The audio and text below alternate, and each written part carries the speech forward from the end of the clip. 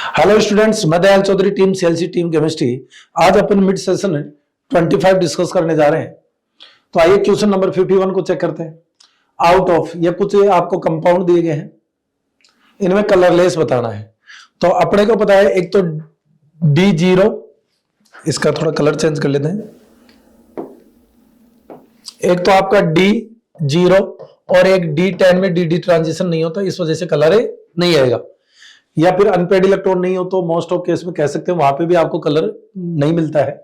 तो यहाँ पे देखो टाइटेनियम +4 में है, और टाइटेनियम +4 में होने का मतलब इसका D0 कॉन्फ़िगरेशन आ गया, तो एक तो यहाँ पे कलर नहीं होगा।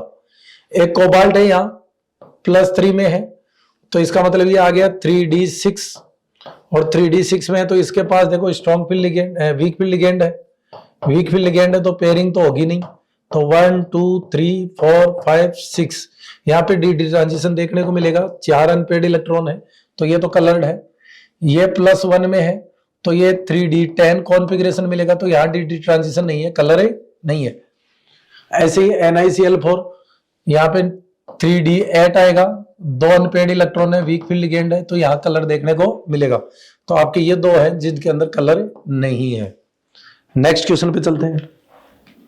IPSC नेमिंग बतानी है, तो देखो इनका हिसाब से चार्ज करेंगे। ये भी +2 में है, ये भी +2 में है, तो ये वाला +2 आ जाएगा और इस पर चार्ज आ जाएगा -2। अब देखो टेट्राएमीन, तो टेट्राएमीन किसमें, टेट्राएमीन ये रहा, टेट्राएमीन ये रहा, तो ये दो तो गए। फिर tetraammine nickel second, tetraammine nickel second. फिर टेट्रा क्लोरिडो, तो बिल्कुल क्लोरिडो या क्लोरो, टेट्रा क्लोरो। फिर एनायनिक कॉम्प्लेक्स है तो 8 निकलेट सेकंड, तो अपना आंसर कौन सा चला जाएगा यहाँ पे, थर्ड। नेक्स्ट,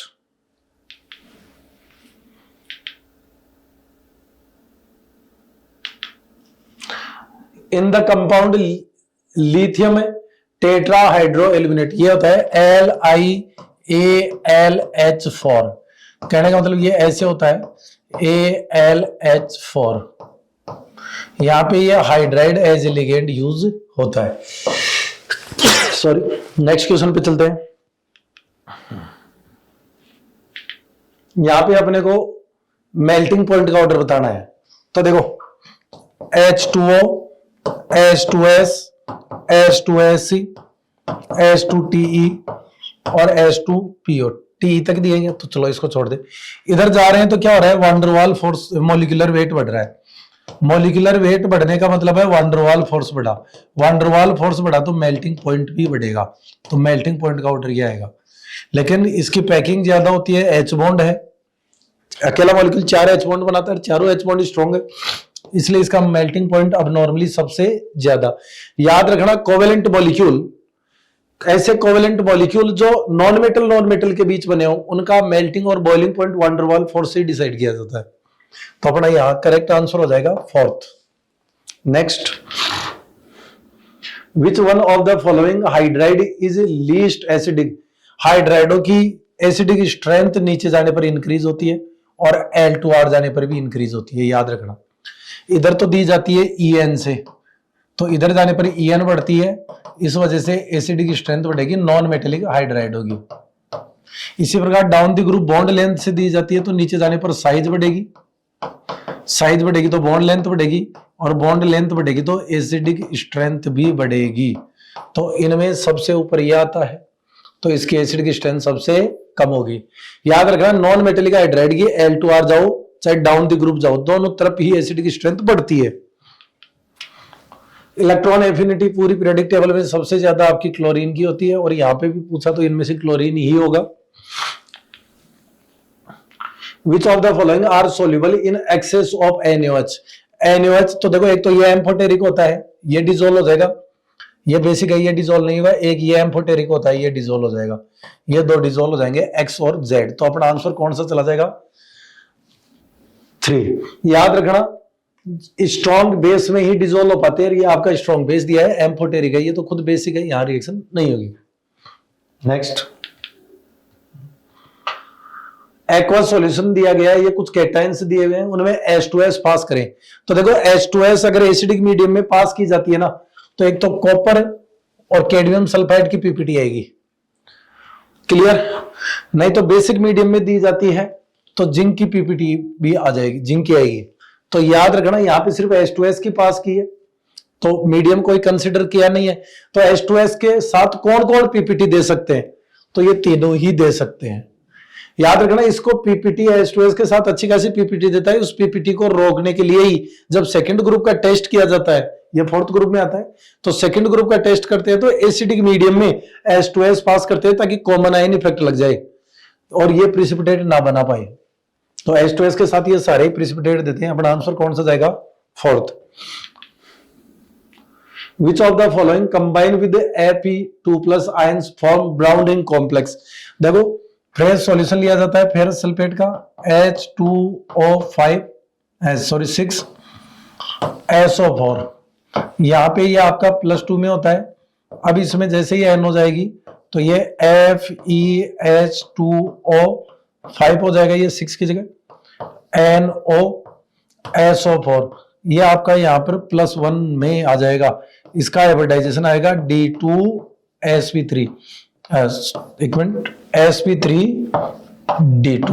और अनपेड इलेक्ट्रॉन देखा जाए तो इसमें अनपेड इलेक्ट्रॉन आपको देखने को मिलेगा कितना, 3। ये ध्यान रखना, यहाँ एक इलेक्ट्रॉन होता है 4s में जो ट्रांसफर हो जाता है किधर, 3d की तरफ। यहाँ एक होता है, यहाँ आपके कितने होते हैं, 6। तो ये यहाँ ट्रांसफर होकर इसको 7 कर देगा। क्लियर।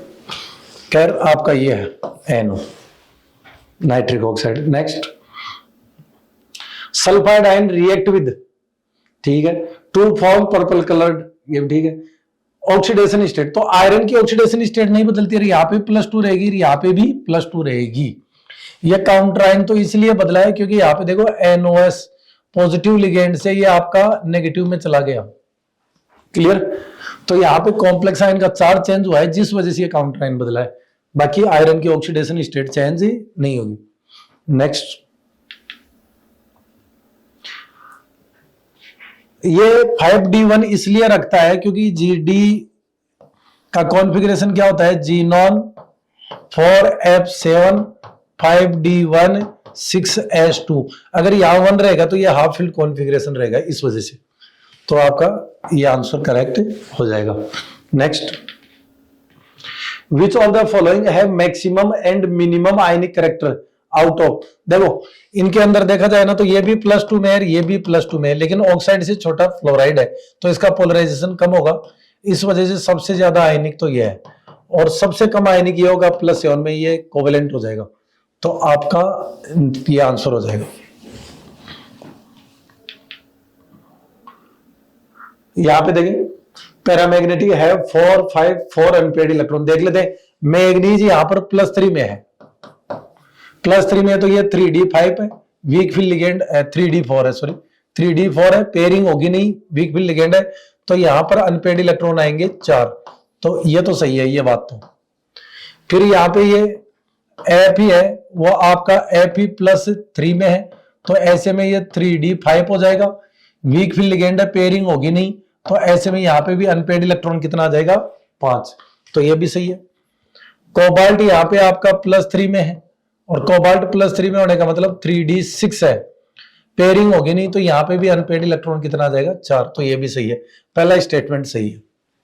सेकंड स्टेटमेंट देखते हैं। Valence bond theory gives quantitative interpretation of the thermodynamic stabilities of A coordination compound. ये कह रहा है संयोजकता बंध सिद्धांत उपसंयोजक यौगिकों की ऊष्मागति की स्थायित्व का मात्रात्मक विश्लेषण करता है, ये उसका कोई प्रेडिक्शन नहीं देता है। ये स्टेटमेंट पूरी तरह से गलत है। The crystal field splitting delta naught depends upon the field produced by the ligand and charge of the metal। बिल्कुल ये सेंट्रल मेटल आयन के चार्ज के डायरेक्टली प्रोपोर्शनल टू होता है, स्ट्रेंथ ऑफ लिगेंड के भी डायरेक्टली प्रोपोर्शनल टू होता है। तो ये तो आपका आंसर आ जाएगा यहाँ पे सेकंड। नेक्स्ट चलते हैं। If there are 5 radial nodes, if there are 5 radial nodes, then what can be the correct representation of the orbital for n equal to 8? तो सबके लिए n equal to 8 है, और रेडियल नोड के लिए formula आता है n - l - 1, और ये कितना आना चाहिए आपका, 5 आना चाहिए, और ये कितना है 8, तो 8 - l = 5, तो ये उधर जाएगा, तो +8 - l = 5+1 5+1 6 हो जाएगा, L उधर जाएगा तो L इज इक्वल टू 8 - 6 तो कितना आ गया 2। L की वैल्यू 2 आने का मतलब ये कौन है D, तो 8D आपका कौन सा आंसर हो जाएगा फर्स्ट। नेक्स्ट, आप वो प्रिंसिपल किसमें फॉलो नहीं हो रहा है तो याद रखना, आप वो बोलता है पहले लो एनर्जी वाला भरेगा फिर हाई एनर्जी का भरेगा। तो यहाँ पे देखो लो एनर्जी कैसे पता चला, N+L रूल से, N ये हो गया L 0 हो गया, तो इसका N+L ज्यादा है तो एनर्जी ज्यादा है, तो पहले ये पूरा भरना चाहिए था, इसलिए ये आप फेल हो गया। इसमें इलेक्ट्रॉन जाने से पहले ये फुलफिल्ड होना चाहिए था। कॉलम मैच करने हैं अपने को यहां, तो देखते हैं हुंड्स रूल। हुंड क्या बोलता है, pairing of unpaired electron does not take place in orbitals of same subshell until each orbital of that subshell singly occupied. ये कहता है कि एक ही सबसेल के ऑर्बिटल में जब इलेक्ट्रॉन भरे जाते हैं ना तो पहले सबको एक एक इलेक्ट्रॉन मिलेगा, उसके बाद में पेयरिंग स्टार्ट होगी। तो ए तो मैच हो जाएगा आर से, तो आर वाले कितने हैं ऐसे 3 है, तो ये तो गया। फिर देखिए अब वो प्रिंसिपल लोअर एनर्जी वाले पहले भरे जाएंगे, तो इसके अंदर अगर अपन देखें तो देखो in the ground state of atoms orbitals are filled the order of their increasing energy. Lower energy का पहले भरा जाएगा और हाई एनर्जी का बाद में। ये आ रहा है क्यू से मैच होते हुए, तो क्यू इसमें भी है इसमें भी है, तो ये गया। फिर तीसरा पाउली एक्सक्लूजन प्रिंसिपल, ये बोलता है किन्हीं भी दो इलेक्ट्रॉनों के लिए चारों क्वांटम नंबर सेम नहीं होती। तो इसके लिए अपन देखना चाहे तो देख सकते हैं, no two electrons and atom can have the same set of 4 quantum numbers। तो ये मैच हो जाएगा P से, तो यहां पे देखा जाए P से ये मैच हो गया, ये मैच नहीं हुआ, तो अपना आंसर कौन सा चला जाएगा थर्ड। हाइजेनबर्ग अनसर्टेनिटी आप जानते ही हो, पोजीशन और मोमेंटम एक साथ कैलकुलेट नहीं होते। Threshold frequency is the maximum frequency, maximum नहीं मिनिमम फ्रीक्वेंसी होती है। अगर किसी मेटल पर मिनिमम फ्रीक्वेंसी की लाइट गिराने पर इलेक्ट्रॉन इजेक्शन हो पाता है, मतलब minimum frequency required for ejection of electron from metal surface, उसको थ्रेशोल्ड बोला जाता है। इसने मैक्सिमम फ्रीक्वेंसी बोल दिया, यहीं पे ये स्टेटमेंट गलत हो जाता है। थ्रेशोल्ड फ्रीक्वेंसी हाँ बिल्कुल ये मेटल के ऊपर डिपेंड करता है। जैसे वर्क फंक्शन सीजीएम का सबसे कम होता है तो वो उसके लिए आपका क्या हो जाएगा, थ्रेशोल्ड फ्रीक्वेंसी बहुत कम हो जाएगी, तो ये आपका करेक्ट है। तो आपका ऐसे में आंसर कौन सा चला जाएगा fourth. Next,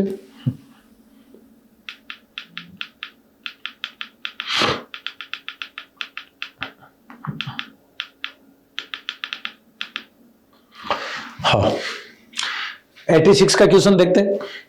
SO2 behave as a reducing agent when. SO2 reducing agent का काम कब करता है, जब इसके पास एक अच्छा ऑक्सीडाइजिंग एजेंट आ जाता है। KMnO4 एक अच्छा ऑक्सीडाइजिंग एजेंट है, एसिडिक मीडियम में ये KMnO4 खुद तो मैग्नीज +2 में चला जाता है और इसको SO3 या आपका सल्फेट में भेज देगा +6 में। तो आपका आंसर कौन सा चला जाएगा फोर्थ। बाकी यहाँ पे तो Fe2+ है, खुद एक अच्छा रिड्यूसिंग एजेंट है, ये खुद एक अच्छा रिड्यूसिंग एजेंट है, समझ रहे हो। आइए 87 देखते हैं। Which of the following is not a consequence of the length node contraction। तो देखते हैं लेंथ नोड कंट्रक्शन के हिसाब से कौन सा सही नहीं है। ऑलमोस्ट आइडेंटिकल रेडी ऑफ, बिल्कुल लेंथ नोड कंट्रक्शन की वजह से ZR और HF की साइज ऑलमोस्ट सेम होती है, जिस वजह से इनकी प्रॉपर्टी सिमिलर आती है और ये ट्विंस एलिमेंट के नाम से भी जाने जाते हैं, तो ये तो सही है।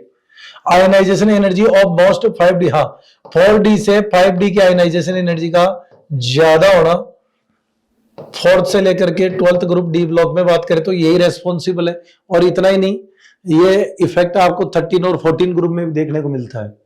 फिर तो ये भी आपका सही हो गया। आयनाइजेशन एनर्जी ऑफ Hg और गोल्ड, यहां पर देखो इनका ग्रुप ही बदल गया, ये आपका 12th ग्रुप का है, ये 11th ग्रुप का है। ऐसा लेंथ नोड कंट्रक्शन कोई एक्सप्लेनेशन नहीं देता है, तो थर्ड गलत हो जाएगा। फिर यही हो गया, देखो ये आपका कौन सा है 5D है और ये 4D है। 4D से 5D की आयनाइजेशन एनर्जी ज्यादा होती है, इसी के द्वारा होगा लेंथ नोड कंट्रक्शन से। तो आपका थर्ड आंसर यहाँ पे हो जाएगा। The number of geometrical isomers, देखो ये MA3B3 टाइप का आ गया, तो ये 2 GI देगा, एक तो फेशियल आइसोमर और एक मेरिडायनल आइसोमर। तो आपका आंसर कौन सा आ जाएगा सेकंड। नेक्स्ट, द कॉम्प्लेक्स दे रखा है is oxidise into which of the following is correct. तो देखो जिंक है, ये तो वेरिएबल ऑक्सीडेशन स्टेट देता ही नहीं ना, +2 है, ऑक्सीडेशन हुआ तो अभी यहां हुआ है। तो पहले तो यहां पे देखो इस O2 के ऊपर चार्ज निकालते हैं। तो यहां पे 4 है, जिंक का +2 है, साइनाइड क्या है -4 है। अब ये 2 है तो 2x चार्ज, एक O2 का चार्ज मैं x मान रहा हूं तो 2 O2 का 2x इक्वल टू 0। तो यहां पे देखा अपन ने, तो ये आपका कितना आ जाएगा 4 to 6, 6 में से 4 गया तो आपका 2 plus 2x equal to 0, then 2x equal to -2, तो x इज टू -1। तो O2 माइनस, ये सुपरऑक्साइड है, और सुपरऑक्साइड होने का सिंपल सा मतलब है यहां पर अनपेड इलेक्ट्रॉन है 1। नेक्स्ट अपन बात करें इसके अंदर, तो देखो पोटेशियम यहां पर 2 है, इसका निकालता हूं ऑक्सीडेशन नंबर इसके लिए। तो ये यहां पर 2 आ गया, जिंक की 2 है, साइनाइड की -4 है, O2 की 2x मान लेता हूं इक्वल टू 0। तो यहां पे ये कैंसिल आउट हो गया, तो 2x इक्वल टू क्या आया 0, तो x इक्वल टू भी क्या आ जाएगा 0, कोई चार्ज नहीं है। O2 के पास अनपेड इलेक्ट्रॉन कितना होता है 2। तो यहां तो अनपेड इलेक्ट्रॉन 1 है, एक सुपरऑक्साइड के बाद 2 सुपरऑक्साइड के पास 2 अनपेड इलेक्ट्रॉन। यहाँ पे डाइऑक्सीजन है, एक डाइऑक्सीजन के पास अनपेड इलेक्ट्रॉन होते हैं 2 के पास हो गए 4। Number of unpaired electron increase हुए, इस वजह से आप पैरामैग्नेटिज्म इंक्रीज होगी, मतलब पैरामैग्नेटिक मोमेंटम इंक्रीज होगा। Next, Wilkinson catalyst react with H2 to form an octahedral complex in which RH has the following electronic configuration. देखो विल्किंसन कैटलिस्ट आपका ये होता है RH ट्राइफेनिल फॉस्फाइन Cl, लेकिन जब H2 का अटैक होता है तो ये बन जाता है आपका RH PPH3 H2, ये 2 हाइड्राइड है याद रखना, H2 और ये Cl, ये बन जाएगा, ये हाइड्राइड है, यहाँ एज ए लिगेंड। क्लियर। तो यहां पे देखो अगले ने पहले ही बोल दिया कि T2G6 है, इसका मतलब ये डायमैग्नेटिक है, और आपको करेक्ट स्टेटमेंट ही यहां से पूछा गया था, बिल्कुल ये डायमैग्नेटिक है। फिर आईपीएसी नेमिंग इसकी दी है, जबकि आपको इस कॉम्प्लेक्स की पूछी है ऑक्टाइडल कॉम्प्लेक्स की, तो ये भी आपका गलत हो जाएगा। हाइब्रिडाइजेशन की बात करें तो ये स्ट्रॉन्ग फील्ड लिगेंड है, इस वजह से हाइब्रिडाइजेशन, और वैसे भी इनके साथ तो वीक भी स्ट्रॉन्ग बन जाता है। RH+3 में है, तो RH+3 में होने का मतलब ये आपका 4D6 आएगा इसका कॉन्फ़िगरेशन, तो स्ट्रॉन्ग फील्ड लिगेंड हो गया। तो अगले ने भी रखा ना T2G6 EG0, दिमाग लगाओ मत, इसका मतलब D2sp3 हाइब्रिडाइजेशन होगा, तो ये भी गलत हो गया। और डायमैग्नेटिक है तो इसका मतलब पैरामैग्नेटिक वाला सीन गलत हो जाता है। तो अपना आंसर कौन सा चला जाएगा, फर्स्ट चला जाएगा। Next, which of the following statement is incorrect. देखो ये स्ट्रॉन्ग फील्ड लिगेंड है, DsP2 आएगा स्क्वायर प्लेनर, ये भी DsP2 आएगा कॉपर +2 में, लेकिन ये डायमैग्नेटिक है और ये पैरामैग्नेटिक है। तो ज्योमेट्री सेम है ज्योमेट्री, लेकिन मैग्नेटिक प्रॉपर्टी अलग अलग है, ये डायमैग्नेटिक है, ये पैरामैग्नेटिक है, और आपको यहाँ पे इनकरेक्ट बताना था, तो ये तो करेक्ट हो गया। फिर ये दूसरा कॉम्प्लेक्स दिया है, ठीक है, both are inner orbital complex but the former is diamagnetic and latter one is paramagnetic with 2 unpaired electron. तो देखो पहला डायमैग्नेटिक है क्या, तो यहां पे देखो कोबाल्ट +3 में है, स्ट्रॉन्ग फील्ड लिगेंड प्रेजेंट है, तो 3D6 है, 3D6 है तो स्ट्रॉन्ग फील्ड लिगेंड की प्रेजेंस में क्या होगा, पेयरिंग हो जाएगी 1 2 3 4 5 6, तो इसका हाइब्रिडाइजेशन D2sp3 होगा, और अनपेड इलेक्ट्रॉन आ गया 0। अभी यहाँ पे क्रोमियम है, और क्रोमियम आपका यहां पर है किसमें, +2 में, तो ये 3D4 है।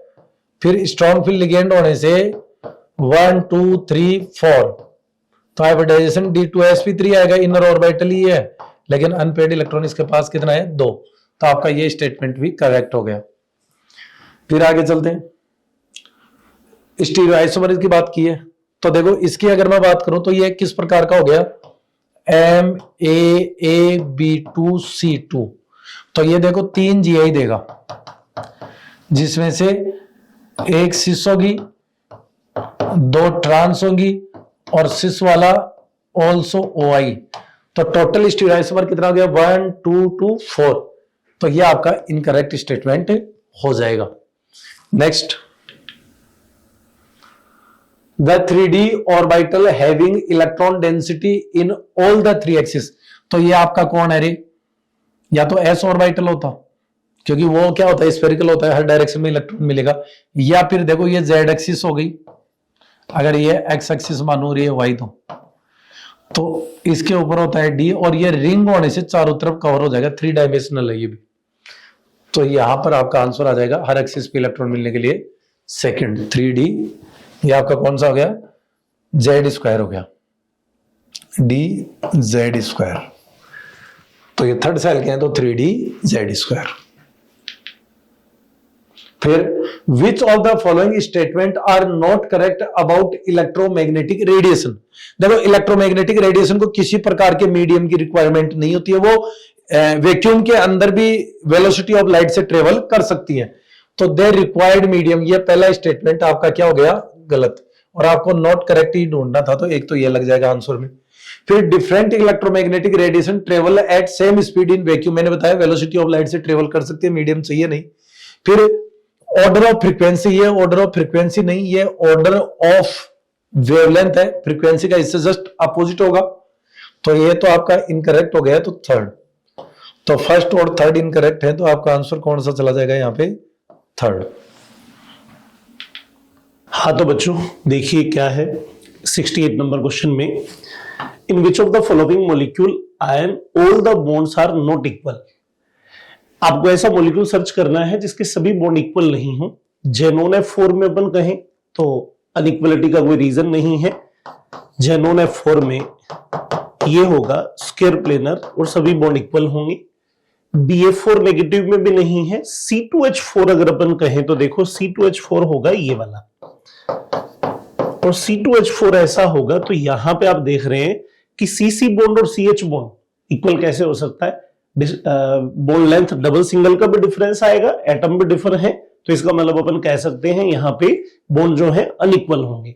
बाकी तीनों में, फर्स्ट में, सेकंड में, फोर्थ में अपन कहें तो बॉन्ड इक्वल ही आएंगे, क्योंकि ये टेट्राहेड्रल है, ये टेट्राहेड्रल है, सारे बॉन्ड इक्वल है। ये अपन कहें तो स्क्वायर प्लेनर है, तो इसलिए आंसर देंगे हम इसका थर्ड। नेक्स्ट इसके बाद विच of the following order of energy of molecular orbital N2 is correct. N2 के एमओ डायग्राम में अपन कहें तो अपने को बताना है एनर्जी ऑर्डर कौन सा प्रॉपर होगा। तो N2 के लिए अपन जानते हैं, यहां पे देख लो सब, जैसे इसने एनर्जी दिया है pi 2py sigma 2pz pi anti bonding pi anti bonding. तो देखो यहां पे एंटी बॉन्डिंग की एनर्जी जो है वो बॉन्डिंग के कंपैरिजन में मोर दी है, ठीक है। इस वाले ऑप्शन में एंटी बॉन्डिंग जो है वो हायर लो एनर्जी का दे दिया, तो बिल्कुल गलत ऑप्शन है, ये तो ले ही नहीं सकते, ये वाला भी नहीं लेना। इस वाले में अपन कहें तो हायर का दिया है, तो अपने एक्चुअल में 1 और 4 में से डिसाइड करना है कौन सा होगा। ये अपन जानते हैं बॉन्डिंग से एंटी बॉन्डिंग का एनर्जी हाई होगा। अब इन दोनों में से देख लो सब क्या होता है। तो आप जानते हैं N2 तक या 14 इलेक्ट्रॉनिक सिस्टम तक जो ऑर्बिटल डायग्राम होता है वो कुछ ऐसा ये रहता है। मतलब पहले रहेंगे पाई 2p x पाई 2p y और फिर आएगा सिग्मा 2p z। फिर उसके बाद एंटी बॉन्डिंग आना शुरू होते हैं, ये एंटी बॉन्डिंग और सिग्मा एंटी बॉन्डिंग, ऐसा सीन होता है। आफ्टर 14 नाइट्रोजन के बाद अपन कहें तो चेंज आ जाता है नीचे के ऑर्बिटल जो है, क्योंकि sp मिक्सिंग की वजह से ऐसा बताया जाता है। तो यहां अपन कहें तो सिग्मा नीचे और पाई बॉन्डिंग ऊपर हो जाते। तो देखो यहां पे क्या कह रहा है, पाई के कंपैरिजन में सिग्मा की एनर्जी मोर बता रहा है। तो देखो पाई के कंपैरिजन में सिग्मा की एनर्जी मोर बतानी चाहिए, पहला ऑप्शन ठीक है। और यहां अपन कहें तो इसमें पाई की एनर्जी हायर बताई है, तो यहां पे ये वाला डायग्राम आपको फॉलो करना है। तो पाई की हायर कैसे हो सकती है, पाई की तो लोअर होनी चाहिए, इसलिए फोर्थ भी कट कर दो, तो आंसर कौन सा रह जाएगा, first. In which of the following compound will the bond angle be maximum. Bond angle बताना है। देखो भाई अमोनिया में आप जानते हो होना तो 109 चाहिए, और लॉन पे रिपल्शन की वजह से रह जाएगा कितना, approx 107 degree. Ammonium proper tetrahedral होगा, 4 बॉन्ड है और टेट्राहेड्रल में एंगल 109 डिग्री होगा ही। PCl3 अमोनिया लाइक पिरामिडल ही होगा, पिरामिडल होगा तो परफेक्ट 109 आना नहीं है। H2S हाइब्रिडाइजेशन ही शो नहीं करता, ड्रैगो रूल अप्लाई होता है तो अप्रोक्स 90 डिग्री एंगल होता है। तो इनमें सबसे बेटर एंगल जो आया वो किसका आया? अमोनियम का। सेकंड आंसर होगा। हाँ जी बच्चों, किस क्वेश्चन में क्या जानना चाहता है? विच bond angle theta would result in the maximum dipole moment. मतलब थीटा और डायपोल मोमेंट का रिलेशन पूछ रहा है। सिंपल क्वेश्चन है भैया। म्यू और थीटा में जो रिलेशन होता है वो इनवर्स होता है, थीटा बढ़ता है और म्यू कम होता है। तो अगर अपन यहां पे कहें तो थीटा का वैल्यू इनमें से कौन सा लें कि डायपोल मोमेंट हाईएस्ट आए, तो थीटा का सबसे स्मॉल वैल्यू कौन सा है? 90 डिग्री। तो इसलिए अपन आंसर लेंगे यहां पे 90 डिग्री। नेक्स्ट कहें इसके बाद तो 72 नंबर क्वेश्चन में क्या करना है? कॉलम 1 को कॉलम 2 से मैचिंग करानी है। तो देखिए ClF3 मॉलिक्यूल कैसा है? प्लेनर है, पिरामिडल है, टी शेप है या बेंड शेप है? तो आप जानते हैं ये टी शेप होता है ClF3।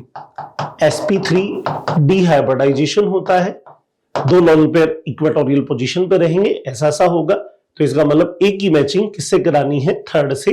तो भाई यहां पे आपको लगता है ये वाला ऑप्शन अपन कट कर दें। अब NF3 कैसा होता है? NF3 अमोनिया लाइक पिरामिडल होता है, तो यहां पे इसकी मैचिंग 2 से होनी है। बोले तो B की मैचिंग 2 से, B की मैचिंग 2 से कराओगे, ये लो सब क्वेश्चन ही सॉल्व हो गया, क्योंकि इन तीन में से आंसर लेना है। B की मैचिंग प्रॉपर इसमें ही दे रखी है, तो आंसर जो जाएगा 4th। बाकी BF3 आप जानते हो, C जो है वो प्लेनर होगा, C1 से मैच करेगा। SCl2 जो है बेंड शेप का होगा, तो D की मैचिंग जो है बेंड से होगी। हाँ जी, नेक्स्ट देखें इसके बाद the outer most electronic configuration of the second most electronegative element. Second most electronegative element कौन सा होता है? फ्लोरीन टॉपर होता है। सेकंड हायर EN वाला होता है ऑक्सीजन 4 और इसकी 3.5। तो इसका कॉन्फ़िगरेशन क्या होता है? NH2NP4, क्योंकि चाल्कोजन फैमिली जो है, चाल्कोजन फैमिली के लिए ये कॉन्फ़िगरेशन चलेगा। तो यहां पे अपन कहें तो ये आंसर टिक करोगे। हाँ जी, identify the least stable ion amongst the following. बेटा आपके सामने कुछ एनायन बने हुए हैं, लीस्ट स्टेबल कौन सा है? तो बेटा इन चारों को अगर मैं देखता हूं तो मुझे मालूम है, आप भी जानते हैं कि जो नोबेल गैसेस हैं, बेरिलियम, मैग्नीशियम है, ये इनकमिंग इलेक्ट्रॉन, जब इसमें एक इलेक्ट्रॉन न्यू ऐड करते हैं तो ये प्रोसेस एंडोथर्मिक होता है, एक्सो नहीं होता। बाकी नॉर्मल केस में एक्सो होता है। आप इलेक्ट्रॉन ऐड करोगे, गेन एंथैल्पी एक्सो होती है, लाइक करते हैं वो इलेक्ट्रॉन को, पर बेरिलियम अपने S2 कॉन्फ़िगरेशन का लॉस नहीं करना चाहता, S2P1 नहीं होना चाहता। तो इसलिए ये बनाना जो है वो एंडोथर्मिक, एंडोथर्मिक होने का मतलब ये एक अनस्टेबल स्पीसी है, अपने आप से सेल्फ से नहीं बनेगी, तो इसलिए अनस्टेबल है। फिर कहें विच of the following oxide is amphoteric. तो भाई एम्फोटेरिक के लिए अगर अपन कहें तो अपने को कुछ एलिमेंट याद करने होते हैं, जिंक, बेरिलियम, एल्यूमिनियम, गैलियम, जनाबे आली गाय, सुनाया करे वो सब, आसमानी प्रभु, 35-33। तो ये अपन कहें तो इस तरह एक एम्फोटेरिक की ट्रिक आप पढ़ते ही हैं। उसमें अगर आप एम्फोटेरिक में देखोगे तो आपको ये टिन दिखाई दे रहा है, ये टिन। तो इसलिए बाकी में कहीं कोई एम्फोटेरिक वाला मेटल आपको दिखाई नहीं दे रहा, तो एम्फोटेरिक बताना है, काफी फेमस क्वेश्चन होता है, तो ये आएगा सर। नेक्स्ट कहें विच of the following order is correct for size. तो बेटा आप साइज के बारे में जानते हैं, आयरन की 3 स्पीसी के बारे में पूछा है। तो पॉजिटिव चार्ज बढ़ेगा, वैसे वैसे जेड इफेक्टिव बढ़ेगा, और जेड इफेक्टिव बढ़ेगा तो साइज कम होगा। तो यहां अपन कह सकते हैं, मतलब साइज की बात करें तो साइज हम कह सकते हैं डायरेक्ट प्रोपोर्शनल होगा पॉजिटिव चार्ज की, और इनवर्स प्रोपोर्शनल होगा किसके? पॉजिटिव चार्ज के। पॉजिटिव बढ़ेगा वैसे वैसे साइज कम होगा। तो पॉजिटिव किसका सबसे अच्छा है? Fe+3 का। तो लास्ट में Fe+3 कहां दिया हुआ? यहां, फिर Fe2, फिर Fe। तो यहां पे आंसर देंगे अपन 4th। Which correspond to the most electropositive element. सबसे अधिक विद्युत धनात्मक कौन सा है? तो इलेक्ट्रो पॉजिटिव कैरेक्टर मतलब क्या होता है? जो इलेक्ट्रॉन लूज इजीली करे। तो अगर मैं यहां पे कॉन्फ़िगरेशन वाइज देखता हूं तो सब एस ब्लॉक के एलिमेंट दिए, एस ब्लॉक में भी बॉटम पे जाओ तो इसका मतलब इन दोनों को नहीं लेना चाहिए, इन दोनों को लो। S1 कॉन्फ़िगरेशन बोले तो किसका है? एल्काइली मेटल का। S2 है तो एल्काइली अर्थ का। तो अपने को एल्काइली मेटल लेना चाहिए, क्योंकि एल्काइली टू एल्काइली अर्थ जाओगे तो आयोनाइजेशन एनर्जी बढ़ेगी। तो इसलिए अपन यहां पे फर्स्ट लेते हैं। The second ionisation energy of carbon, nitrogen, oxygen and fluorine. तो बेटा अगर सेकंड कभी पूछा गया हो तो क्वेश्चन सॉल्व करने का वे क्या है? ट्रिक है, आप जो एलिमेंट गिवन है उसको एक स्टेप पीछे वाला कंसीडर करें। मतलब कार्बन को बोरोन ले लें, N को C ले लें, O को N ले लें, F को O ले लें। ऐसा करने का बेनिफिट क्या हुआ? आपने उसका 1 इलेक्ट्रॉन डिक्रीज कर दिए, इसका मतलब 1 इलेक्ट्रॉन रिमूव हो गया, अब एक और रिमूव होते IP2 आ जाएगा। लेकिन आपको बेनिफिट ये होगा इन एलिमेंट का सिर्फ आपको IP1 में आयोनाइजेशन एनर्जी फर्स्ट में ही मैनेज करना है। आप जानते हैं सारे सेकंड पीरियड के हैं, लेफ्ट टू राइट IP बढ़ेगी, लेकिन उसमें नाइट्रोजन को यहां पे ओवरटेक कराना नहीं भूले, क्योंकि हाफ फील्ड कॉन्फ़िगरेशन स्टेबल होता है, तो नाइट्रोजन जो होता है वो क्या होगा, ऑक्सीजन से ज्यादा बेटर IP शो करेगा। तो बोरोन के बाद कार्बन, कार्बन के बाद O और O के बाद N। लेकिन ये आंसर नहीं होगा, ऑप्शन में ये नहीं सर्च करना है। आपने क्या किया, ट्रिक लगाई थी, अपने एलिमेंट को एक स्टेप पीछे किया, ऑर्डर लगाया। अब वापस बताओ, N बोले तो अपने किसको एज्यूम किया, O को, O बोले तो F को, C बोले तो N को, बोरोन बोले तो कार्बन को। तो अपने ऑप्शन में अब ये देखो जिसमें टॉपर O हो और सेकंड टॉपर F हो। O हो और सेकंड टॉपर ये O है, पर सेकंड F नहीं आया, O है और सेकंड F भी आ गया, तो इसलिए आंसर जाएगा फोर्थ। हाँ जी, नेक्स्ट देखें, among Al2O3 SiO2 P2O3 SO2 the correct order of acidic strength. तो एसिडिक स्ट्रेंथ के बारे में अपन करेक्ट ऑर्डर की बात करें इसमें, तो देखो साहब यहां पे अपन कहें तो एल्यूमिनियम, सिलिकॉन, फास्फोरस, देखो लेफ्ट टू राइट जो जाते हैं एसिडिक लेवल बढ़ता है, टॉप टू बॉटम कहें तो बेसिक लेवल बढ़ता है। तो एल्यूमिनियम से सिलिकॉन जाना, सिलिकॉन से फास्फोरस जाना, फास्फोरस से सल्फर जाना, लेफ्ट टू राइट जाना है। एसिडिक स्ट्रेंथ का ऑर्डर ही बताना था आपको, तो एसिडिक स्ट्रेंथ का ऑर्डर बताओगे तो ये जाएगा फर्स्ट वाला, क्योंकि इसमें लेफ्ट टू राइट का ऑर्डर है, क्योंकि यहाँ पे बाकी सब में ऐसा नहीं है, प्रॉपर लेफ्ट टू राइट नहीं चल रहे अपन, तो फर्स्ट आंसर आएगा। हाँ जी, match the column 1 and column 2, choose the correct option. देखो बेटा यहाँ पे कुछ IUPAC नेम दिए हैं, उनके नेम के साथ आपको मैचिंग करानी है। तो देखो अन, नील, अनियम, अन बोले तो 1, नील बोले तो 0 और अन बोले तो 1, 101 का नेम है अन, नील, अनियम। अन अन बाइयम 112, अन नील हेक्सियम 106, अन अन नीलियम तो 1 और 0। ये आपके पास एटॉमिक नंबर हैं, इनके लिए अब आपको देखना है कि इनके नेम क्या होंगे प्रॉपर। तो भाई इसके लिए आपको क्या आना चाहिए, एक देखो 101 वाला तो आपको मिलेगा एक्टेनॉइड्स में, क्योंकि 92 103 चलते हैं एक्टेनॉइड। बाकी 112 106 110 ये कहां मिलेगा, 7th पीरियड के जो डी ब्लॉक एलिमेंट, क्योंकि उनमें अपन कहें तो ये एलिमेंट होते हैं एहसान, रफी, दुबे, संग, भोला, हंस, मत, दुष्ट, रघु, कान्हा। ये आपके पास 10 एलिमेंट की ट्रिक है। इसका कहें तो एटॉमिक नंबर 89 होता है। फिर इसके बाद आएगा 104, क्योंकि बीच में अपन कहें तो लेंथेनॉइड्स हैं 90 से लेके 103 तक। तो 104 से स्टार्ट होके 112 तक ये सीरीज जाएगी। तो देखो एक तो आपके पास 112 ही है, तो 112 का नेम क्या होता है, CN, कॉपरनीशियम। तो देखो सब क्या होगा, कॉपरनीशियम ये वाला है, किसके लिए 112 बोले तो ये बी की मैचिंग 4 से होनी है। देखो बी की मैचिंग 4 से कहां दे रखी, 2 में दे रखी। ऐसे अगर मैं कहूं तो और देख लो 110 कौन सा होगा, ये 112 है, तो ये 111 है और ये 110 है, जिसको कहते हैं डम स्टेडियम। तो ये देखिए ये रहा, तो 110 बोले तो डी की मैचिंग किससे करानी है आपको, 2 से। तो डी की मैचिंग 2 से देखिए, इसमें है, इसमें नहीं है। ये लो सब क्वेश्चन सॉल्व हो गया आपका। बाकी भी कर सकते हो। देखो 106 कहां है, ये 104 है, ये 105 है, ये आपका 106 है। तो 106 कहें तो 106 कौन सा हुआ, 106 होगा सीबोर्जियम। तो ये यहां पे अपन कहें तो यहां पे 106 जो था ये वाला सी की बोले तो फर्स्ट से मैचिंग, तो देख लीजिए इस आंसर में सी की फर्स्ट से भी। और 101 कहें तो एक्टेनॉइड में जाओगे, लास्ट में जो थर्ड एलिमेंट होगा, थर्ड लास्ट, उसकी बात करोगे तो बाकी मैचिंग में आ गया। तो देखो किसको बता रहा है, ये भी चेक कर लो। ए अपन कहें तो थर्ड को बता रहा है, मेंडविलियम कहते हैं। तो ये आपकी मैचिंग हो गई भाई, ऐसे करना है। अच्छा क्वेश्चन है, आजकल ऐसा खूब एग्जाम में आ रहा है। हाँ जी, which of the following compound does not respond Fehling solution. बेटा फेलिंग सॉल्यूशन में एल्डिहाइड तो रिएक्ट करते हैं, बट बेंजल्डिहाइड रिएक्ट नहीं करता। फॉर्मल्डिहाइड, एसिटाल्डिहाइड दोनों करेंगे, बेंजल्डिहाइड एक्सेप्शनल केस होगा। नेक्स्ट कहें इसके बाद, aromatic amine are generally less basic than alkyl amine. सही बात है, एरोमेटिक अमाइन में आप जानते हो नाइट्रोजन का जो लॉन पेयर है वो रेजोनेंस में इन्वॉल्व होता है, इसलिए वो लेस बेसिक होता है।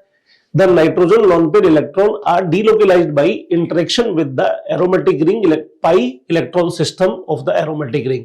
तो बिल्कुल स्टेटमेंट 2 भी ओके है, रेजोनेंस की बात बता रहा है।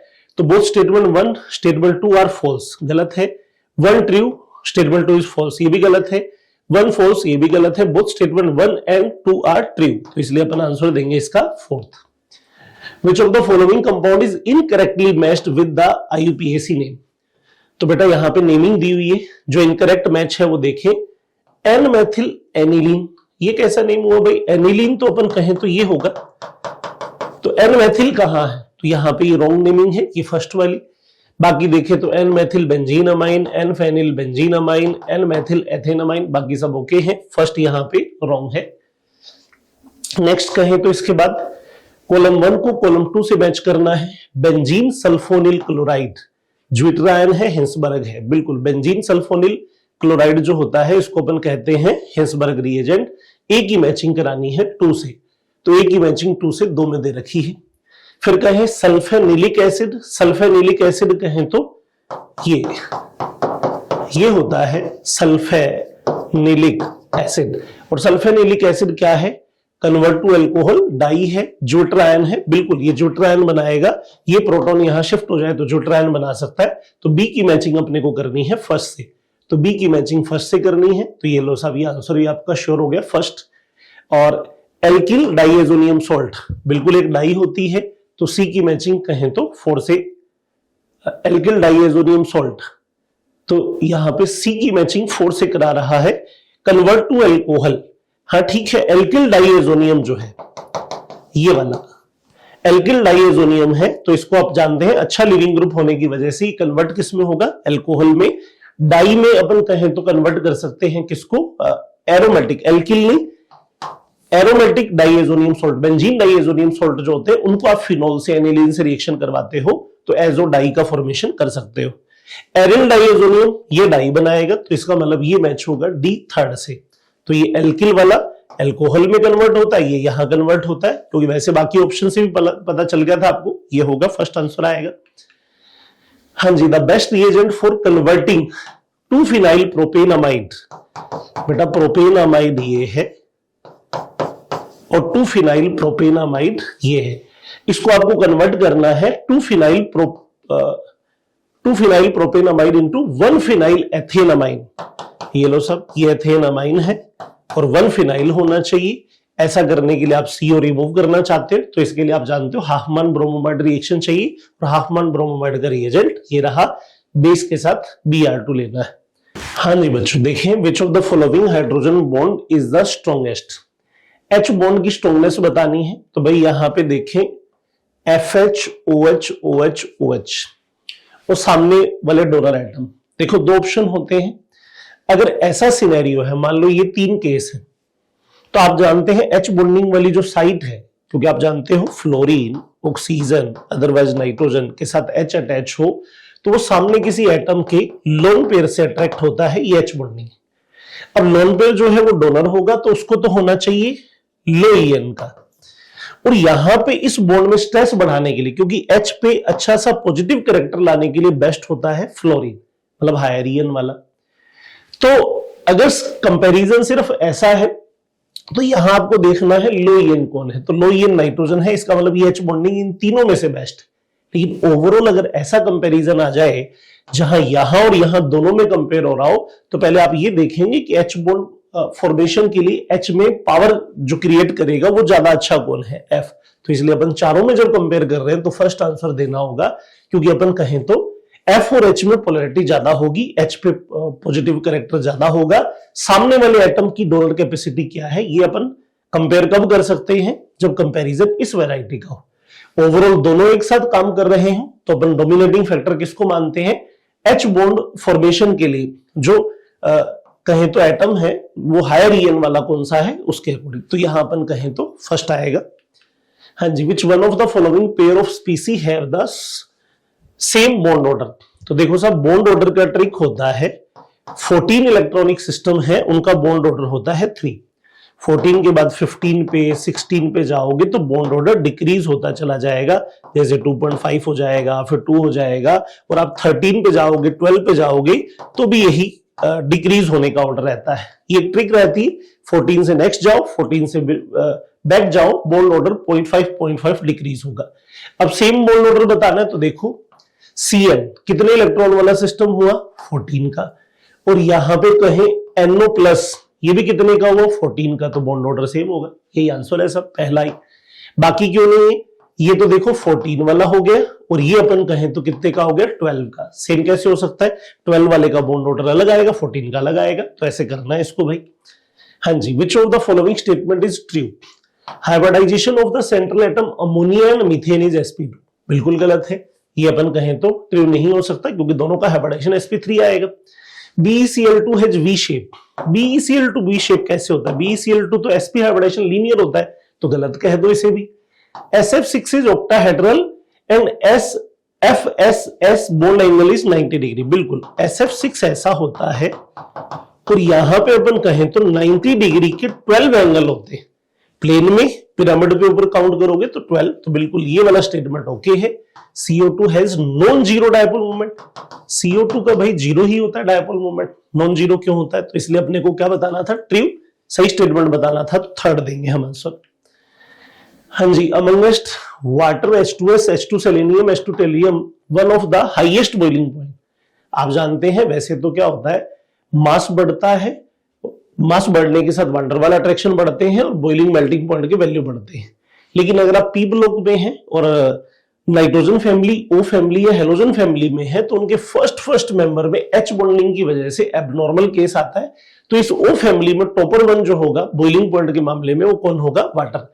तो water because of hydrogen bonding, बिल्कुल रीजन भी करेक्ट है, वाटर ही टॉपर है, बाकी तो जो ऑप्शन दे रहा है वो टॉपर है ही नहीं, तो इसलिए अपन यहां पे क्या लेंगे, फर्स्ट ही लेंगे। हाँ जी, which are incorrect statement, amylose incorrect देखना है आपको, amylose is component of cellulose, amylose amylopectin ये तो स्टार्च का कंपोनेंट है, तो ये भाई इनकरेक्ट हो गया। ठीक है, अपने को इनकरेक्ट ही देखना है, तो यहां पे अपन कहें तो amylose is a component of cellulose, तो एमाइलोज सेलुलोज का कंपोनेंट नहीं है, तो इसको अपन आंसर में ले लेंगे क्योंकि इनकरेक्ट है। Starch is polymer of alpha glucose, starch बिल्कुल अल्फा ग्लूकोज का पॉलीमर है, तो ये अपने को नहीं लेना चाहिए। Next, protein are compound of the only one type of amino acid, नहीं अपनी बॉडी में प्रोटोप्लाज्म में 20 टाइप के एमिनो एसिड मिलते हैं, तो ये इनकरेक्ट हो गया, तो ये आपको आंसर में ये स्टेटमेंट लेना होगा, क्योंकि आप इनकरेक्ट ही देख रहे हो, गलत कौन है यही देखना आपको। In cyclic structure of fructose there are 3 carbon atom and 1 oxygen atom, नहीं भाई, अगर अपन कहें तो फ्रक्टोज की स्ट्रक्चर फ्यूरेनोज बनाते हैं, 4 कार्बन और 1 O वाली होती है, तो ये भी इनकरेक्ट हो गया। ए भी इनकरेक्ट, सी और डी, तो देखो ACD कहां आ रहा है, सेकंड ऑप्शन में, तो अपन सेकंड देंगे, इसमें इनकरेक्ट बताना था। Select the incorrect statement from the following, methyl amine is more basic than ammonia, ammonia और मिथाइल अमाइन इन दोनों में से अगर अपन कहें तो मिथाइल अमाइन जो है वो मोर बेसिक होगी, बिल्कुल गलत नहीं, सही है। डेटा के अकॉर्डिंग भी देखें तो चाहे मिथाइल अमाइन कोई भी हो, इनमें अपन कहें तो डोनर इफेक्ट भी है, और अगर आप पीकेबी के डेटा से देखते हो तो भी ऐसा ही आएगा, तो मोर बेसिक है, तो यहां पे इनकरेक्ट देखना है, इसलिए अपना आंसर नहीं होगा, अपने को इनकरेक्ट लेना है, ये करेक्ट स्टेटमेंट हो गया। Alkyl amine are stronger base than ammonia, तो कोई भी एल्काइल अमाइन है वो अमोनिया से स्ट्रोंगर होगा, बिल्कुल सही। मैंने आपको बोला ना methyl amine ethyl amine donor लगेगा, तो इसलिए वो स्ट्रोंगर होगा, तो ये करेक्ट हो गया, छोड़ दीजिए। The order of basicity of amine in the gaseous phase, बिल्कुल गैस फेज में अपन कहें तो काम क्या करता है, क्राउडिंग फैक्टर, ये सब फैक्टर नहीं देखते हैं, सिर्फ ये देखते हैं डोनेटिंग कैपेसिटी किसके पास कितनी है, तो ये भी सही स्टेटमेंट है। Amines behave as a Lewis acid, नहीं भाई, एमाइन जो है वो कैसे होते हैं, बेस होते हैं, एसिड नहीं होते हैं, तो ये आपका इनकरेक्ट स्टेटमेंट हुआ, आपको इनकरेक्ट ही बताना था। हाँ जी, नेक्स्ट देखिए इसके बाद, among the following the most basic aqueous solution is, तो बेटा एक्वस सॉल्यूशन में अगर आपके पास एथिल अमाइन और अमोनिया हो तो ट्रिक होती है क्या, ये 2 3 1 0, 2 डिग्री 3 डिग्री 1 डिग्री 0 डिग्री, और अगर वो मेथिल का केस होता तो होती 2 1 3 0, ये वाली होती। ये 6 से अपन करते हैं, तो इसका मतलब 0 डिग्री तो बोलते हैं अमोनिया को, बाकी 1 2 3 डिग्री आप जानते हैं। तो यहां पे अपन कहें तो टॉपर दोनों केस में क्या रहेगा, ये एथिल वाला दिया है, इसलिए आपको किसको लेना है, 2 डिग्री को। तो 2 डिग्री ये रहा भाई, थर्ड आंसर देंगे हम। ठीक है बच्चों, आपके डाउट क्लियर हो गए होंगे, कोई डाउट रहा होगा इस पेपर पे तो all the very best. Next paper में फिर मिलते हैं।